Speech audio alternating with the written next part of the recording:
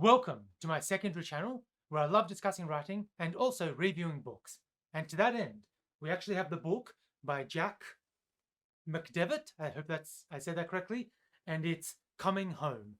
And this is a sci-fi book that's set in roughly the year 11,000, whether or not you use AD or CE. And it concerns two characters. We have Chase and Alex, and they're actually on two separate quests. Like they do the quests together, but they're sort of two separate quests at the heart of the story. And the first one concerns the finding of these artifacts. So actually, Alex, he's the leader of a company or a business that finds and sells rare artifacts. Rich collectors like to have rare artifacts from different eras, different times, different cultures, all that sort of stuff. And that's what Alex and Chase do. And so he's on the hunt for these Apollo artifacts. And so you can imagine what kind of artifacts that is. That's parts of the space shuttle, that's things that were left on the moon, and all sorts of things that were related to the Apollo missions. And roughly that time period, a few decades around that time, there were all of these artifacts that were stored I think it was in the Florida Museum. I think I mentioned it was all stored there, but now that it's 11,000 AD or CE, everything's underwater, or at the very least, the majority of America is underwater, including that museum. But before that happened, and actually before even the flooding, there was a period of chaos in the book that's described in the book. And during that period of chaos, the artifacts were sort of taken somewhere else to a safer location, and that's what they're on the hunt for. So these artifacts, it's come to light that someone may have found these artifacts, even though they didn't reveal it in their lifetimes, because the person has since passed away. And now these two, they're going to go on the hunt and they're going to try and find these artifacts. That part of the book was very, very interesting because it concerns history. And of course, as you're reading it, you can relate to it because obviously this is all related to events that happened in the 60s, the 70s, and the 80s. The second part of the story concerns the ship, the Capella, that had been, I think, 12 years earlier, or was it 24 years? One of those times. Basically, it had left on a mission. Well, it had left to go to another planet, and it was just a cruise liner. And something funky happened in space for whatever reason. But anyway, there's faster than light travel in this book. Presumably, it was going to go faster than light, and something funky happened. And essentially, it talks about the ship sort of going under, sort of like it almost like disappears from the universe, sort of goes under, disappears for a bit, and then comes up again. And it only comes up again for a few days, and then goes under, disappears, and then comes up again.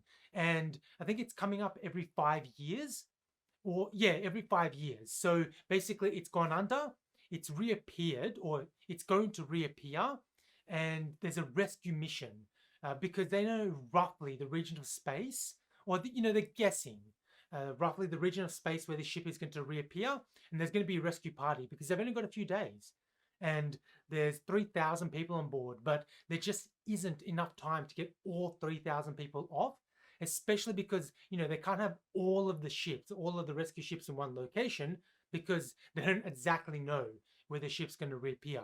And so the characters, Chase and Alex, they're actually involved in both. Whereas with the second part, it's mostly Chase that's involved. And Chase is actually, it's written from her point of view, and it's written in first person point of view. And so the story concerns both of those. And obviously, whether or not they're going to find the artifacts and whether or not the people are going to get rescued in time. Now, it's interesting with the second story in that most of the characters or most of the people in the book, in the story, they recognize that the people will eventually get rescued. However, everyone wants to do it in this time period.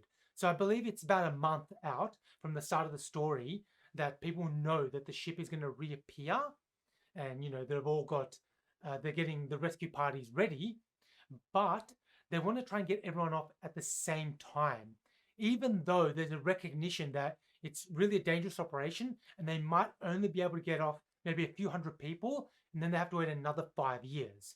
And so a significant portion of the book actually, or at very least a lot of the arguments in the characters from the book, is around, can we wait another 5 years, or is there something else risky? Like, is there a riskier operation we can take to actually get everyone off board right now. And so being written, from the first person point of view, and that's the only point of view you get, obviously it's everything that comes with that. It's a little bit more restrictive. However, it does make sense from the point of view of the story. Firstly, because the main character Chase, she works for Alex, and they're essentially treasure hunters, and so it makes sense that they're going to be hunting for the Apollo artifacts. That's worth countless amounts of money if those are found. And even though there's talk that some of them will, or maybe all of them, are going to be donated, perhaps if they find them, they're going to sell some of them, and you'll be rich beyond your wildest dreams. There's obviously a lot of interest in the Apollo artifacts, and especially because in the story, in roughly year 3000 or so, there was this big breakdown in society, and a lot of the artifacts, a lot of history was lost, and so there's a lot of interest in finding those artifacts.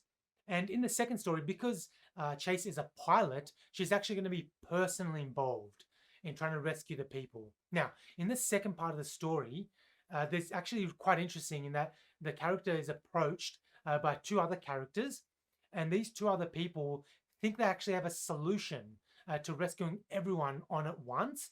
And basically what they're going to do, I'm not going to pretend to quite understand what they were going to do, but basically it involves, they're going to get on the ship. Well, they're going to do a trial run first, and on the trial run, they're going to get on the ship and they're going to configure the drive. Got my book. They're going to get on the ship, they're going to configure the drive, and they're essentially going to stop the ship from going under again. And they're going to make it stable for either an indefinite period of time, or at the very least, for a few weeks or maybe a month. And that way, that gives them, the rescuers, enough time to get everyone off the ship. And then if the ship goes under again, well, so be it. But the main thing is that they got everyone off board, off the ship. They've rescued everyone. And so it's interesting because initially it's quite successful. They do a trial run and they get this yacht out, and they somehow induce it to go under, and then they know roughly where it's going to reappear in space. And so Chase goes there, takes these two researchers, and they're able to rescue the yacht. And now they have a little bit of data, these researchers, and they're going to take it to a bigger ship. And that's sort of the real test for the Capella, because obviously the Capella is an enormous ship. Now, in continuing this spoiler-free review, as you can see, it's a fairly slim book. It only comes in at 358 pages. And as you can see, the text is, it's fairly large compared to the size of the book. So it's a fairly brisk read. I really appreciate that the chapters are fairly short, and they're also very concise. There's no fluff or anything. However, as part of that, because everything is fairly brisk, there's not a lot of drama, or there's not a lot of high drama or melodrama built up in the story. Now, maybe you don't want that in your sci-fi book, but for people that are looking for that, you're not. You're absolutely not going to find that in this book. The other thing is that the dialogue is also fairly brisk. I really appreciated the fact that it doesn't waffle, and it really gets to the point. The only parts of the dialogue which are fairly lengthy, whether or not that's 2 or 3 or sometimes 4 characters talking, is when they're talking about history, and they're really delving deep either into the events or what they think the events are that happened in the year 3000, or with the Apollo missions. And that stuff was very, very interesting, because firstly you get to find out about a collapse that happened in the story, but also you might find out things about the Apollo missions that perhaps you didn't know. Or at the very least, it allows you to connect to the story, which is quite important for a story that's set in the year 11,000. And the other thing is that it mentions briefly at the start is that science sort of only incrementally improves now, and that all the big discoveries and everything have already been made, and you sort of get the sense that some people perhaps are a little bit bored because there's no big great leaps to make anymore. Perhaps maybe concerning this world in particular, because this is only one book, it's not part of a series. Perhaps maybe there's going to be great endeavors that are going to go into ships, and stopping them from going under. Or if a ship does go under, disappears essentially from the universe, then being able to locate it really quickly. Oh, because the thing is, with the ships that go under, because it's been 12 years for everyone else in the universe, but for the people on the ship, firstly, they don't know anything that's gone wrong. They can't tell the difference. And secondly, for them, it's only been a few days. And so, when people are rescued, they're like, oh, it was only a few days ago that I got on board the ship, on board this cruise liner. Why is everyone worrying? Now, the very strangest part of the book, and this is still in the spoiler-free section of this review, is that there's actually precedent for rescuing people off these ships that have disappeared. And it has already happened in the book, and it concerns a ship that left roughly in the year 3000 and was lost for 8,000 years. And there's actually, I think, two girls that were rescued off that ship. And now they're actually getting rescued in the present in the story. And there's only sort of two parts of two chapters in the book that mention this. And basically, the first part mentions that this happened, that 8,000 years had passed for us, but only a few days for them. So they're still, I think, fairly young, I think 10 or 11 years old. And the second part where they're mentioned is where they're interviewed.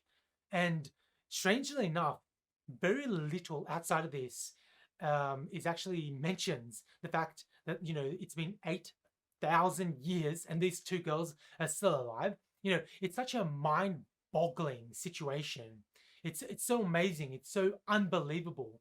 And yet, in the story of this world, it's sort of like, you know how it is. It's just 8,000 years that have passed for these two girls. But, it's pretty cool that we get to interview them now. They were alive 8,000 years ago. You can imagine people that were alive 8,000 years ago. And if somehow we could communicate with them, what a world-changing discovery, world-changing situation that would be. But in this world, it's like, it's a minor thing that's happened. It's just there to give a bit of context to what's going to happen or what could happen with the Capella. I get that, but I was just thinking, as I was reading that, I was like, this is almost like a story on its own. These two girls, 8,000 years has passed for them. It's so funny that it's such a blasé thing. And it's interesting because one of the reviews for it is the logical heir to Isaac Asimov and Arthur C. Clarke. That was written by Stephen King. But, obviously, Asimov, he wrote the Foundation series. And that is quite accurate, that it's sort of in the same tradition. And in fact, one of the sort of funniest scenes I found in the Foundation series, the first three books, was with the mule. And you find out, very casually, might I add, that the mule, out of, I think, 24 million worlds that are part of the Great Empire, the mule single-handedly controls 6 million. I was like, it's just casually brought up that the mule controls 6 million worlds. He has dominion. He has, direct sway over 6 million worlds. It's just sort of a casual thing. I'm like, oh, okay. Things are different in the future, I guess. So that part was very hard to empathize with. It was very hard to sort of imagine, having such a blasé attitude. It made it hard to connect, with the people of this world. The fact that, more wasn't made out of that scenario. But other than that, this is very, very solid. As I said, it's very brisk. You'll get through this pretty quickly. I'm a slow reader, and I got through this, I think it was like 2.5 weeks. And there's a good amount of mystery. There's a good amount of backwards and forwards. The other thing is there's no space battles. There's not much action in it. There's only sort of one sort of, for lack of a better term, set piece that happens. And that sort of pivots the story a little bit. And it takes a little bit of time for, the payoff to happen. But that pivots the story. And other than that, there's no real guns or anything like that. The other thing is, it's relatively pedestrian. There's not a lot of really big action, like, not just in the guns and stuff, but like, people running around and really trying to solve a mystery. That, characters are talking, they're getting emotional and all that, but, you don't get a scene where a messenger or someone, comes into a scene, flourishes their way into a scene and is breathless and they're spurting a bit of information, or they're receiving information. They have to quickly go out and deliver the information, or else there is a time clock, there is a time limit to the story, and it does build up to a single point or two single points in the story. But yeah, you get the sense it's a little bit pedestrian. So there's dialogue, but there's not much urgency. There's no great urgency that you might read in other stories. So that's just something to keep in mind. Like as I said, because it's in the similar tradition to Foundation series, some of the characterization takes a little bit of a back seat. I felt some of the characters could have been a little bit stronger, but that does take a little bit of a back seat to the overall themes of the story. But the overall themes and everything else, all the other writing is very tight.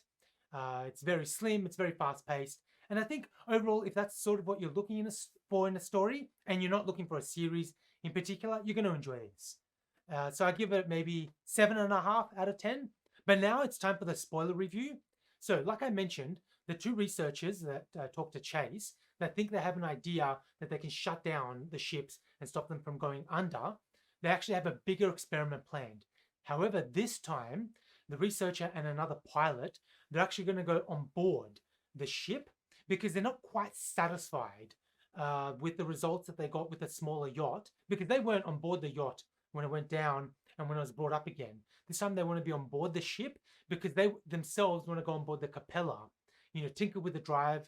I didn't quite understand that part. But anyway, essentially tinker with the drive and stop it from going under, at least for a few weeks or a few months. And yeah, this time with the experiment, so Chase is going to bring them up to the ship, and she's I think 20 meters away, connected by a tunnel, and the researcher and the other pilot, they go on board the ship, and the ship predictably it goes under, and then predictably it comes back up. And I think for the character, a few hours for Chase, a few hours have passed, and then the ship comes up, and all seems normal. The ship's lights are on, they're able to establish communication, but then something's a little bit different. And this is part of the book where it slows down a little bit, and I really appreciated that, because now you get a sense, oh, something's up. This is not just a routine thing. Something has definitely gone down. And they're communicating with the ship, but they're not getting a response. Now, of course, Chase, being very close to the ship, can simply just hop on over. And so Chase does exactly that, puts on a spacesuit and goes over. And once again, it's slowing down, and Chase, she's searching level by level, can't find anyone. What's happened to the supplies, and all other readings in the ship are pretty normal. It's like, what could have happened? Where could these two have been? It's only been a few hours. As you're reading it, you're sort of getting this idea that, oh, I think I think it's something to do with time. And eventually you pick up that quite a lot more time has passed for the two characters. Half an hour, or no, sorry, a few hours has passed for Chase, but quite a lot of time has passed for these two. And in fact, it's been 30 years has passed for these two characters on the ship. And just the way you really get this sense that this is a slow burning part of the book. It's not as crisp, it's not as fast paced, it's not as succinct as other parts of the book. And I really, really appreciate it. And I wish there was more sections like that in the story, because it really allows to build up the drama. Because like I was saying, there's not a lot of melodrama or much drama that's built up in the book, whereas this is sort of the pivotal. This is the part of the book where it's built up. And yeah, you find out that they had actually survived for 5 years with the rations on the ship, because obviously they couldn't get food anywhere else. And the character had actually done research during that time. So the character, even though on board the Capella, no one knows that the Capella has actually gone down, they just still think for them, oh, only a few days has passed for us. These two, the researcher and the pilot, they actually know that they're stuck, and it's actually going to be years. And so the researcher is actually doing more research and actually compiles, I don't know, a logbook or some sort of data cube or whatever equivalent, USB drive worth of information. And this is sort of how to shut down the drive. And Chase is able to get this information, even though these two are long gone. And actually what happens is, later in the book, when the Capella arises again, they have a few days, and they actually pass this information on to one of the characters, one of the people on board the ship, this pilot, this person that's really good with ship's engines. and there's a little bit of a yes and no situation. It's like, will the person risk tinkering with the drive or not? Because we've already seen what happened with the experiment. And so it's like, will this person do exactly the same thing? And as this is a spoiler section, the person does do that. They tinker with the drive, and actually it's brought up and it's safe. It's not unstable, and they can actually rescue everyone. And so, as I was mentioning, that's the second part of the story. The other part is what happened to the artifacts. And what you find out is that they were indeed rescued from the Florida Museum, and they were actually sent up to an asteroid. Now, what happened was that that character, an archaeologist, had gone over to that asteroid. He'd found out where these artifacts had been stored, because it's a perfect place to store artifacts on an asteroid, because there's no atmosphere or anything else to wear down the artifacts, which are already themselves, at this point, 11,000 years old. And so the archaeologist, he'd gone over, and he'd actually gone with someone else to assist him. And what he had done was essentially like a habitat had been constructed. And it had been constructed on the asteroid, I think in the year 3000 or so. And it had been constructed with using old power technology. And there's something about whereby it's not good to reactivate or to shut down this. I think it was to reactivate this old technology, because it could blow a fuse or something could happen and the situation could become volatile and blow up. And that's exactly what happened. That in his excitement, the archaeologist had used like essentially a well torch. Because it had been all fused together, all the locks and all that didn't work, and obviously they didn't know who knew the codes, if anyone or if any such codes ever existed. So they essentially blowtorched their way through, but in doing so, I think they'd activated some of the power, and that caused an unstable reaction, and that essentially blew up the house on the asteroid, and essentially blew up all of the artifacts. And so that part of the story essentially comes to a dead end. There's only one piece, or there's sort of a few small pieces of memorabilia that are rescued at the end of the book. And since we're still in the spoiler section, I might as well go into the final page. And this is what Chase gets from some of the other characters who managed to rescue some of the fragments from the asteroid. And this is what it is. I peeled off the packaging and revealed a curved stainless steel plaque. It was rectangular, roughly 9 by 8 inches, with 2 globes representing the Earth, and the inscription, "Here men from the planet Earth first set upon the moon, July 1969 AD, we come in peace for all mankind." And so even though that part of the story, comes eventually essentially to a failure, because, they couldn't rescue any of the artifacts, I still thought that was an extremely cool way to end the story, to sort of get that all-important plaque. Because somewhere or another, we've heard or come across that plaque. And so having that come into possession of the character sort of allows you to connect even more, and especially emotionally, to the story. It's 11,000 years in the future. It's very hard to connect with some of the other stuff because it's all high fantasy, high sci-fi. But having that piece of history, that piece of memorabilia, and not only having that come into the story, but having that mean something to the characters in the story. I thought that was a really, really good way to end the story. And so, like I was saying, if this does sound like something that could, sort of tickle your interest, I definitely think it's worth checking out. For me, this book, I think it was like $25. And, obviously if you can get it cheaper, absolutely do it. And even if you're not quite in love with the book, I think the mystery alone and the history that went into the story of this book should be enough to keep you interested, even if it might not quite meet your, your sci-fi needs. And like I said, it's quite brisk. And so even if you're not in love with it, presumably you watched the entire video, so you know exactly how it ends, I still think you're going to come away satisfied. So that's the end of my review. Thank you for watching. If you wouldn't mind subscribing and sharing this video, helping my channel reach more people, that would be fantastic. Eventually allow me to make a living of these videos. That would be amazing. But also, as I mentioned, this is my secondary channel. My primary channel is all about economics. So you can find that over at Petard Economics, or PETAR Economics. And so yeah, definitely check that out. It's all about the story of macroeconomics and making economics interesting to learn. But otherwise, thank you for watching, and I hope to see you guys in the next video.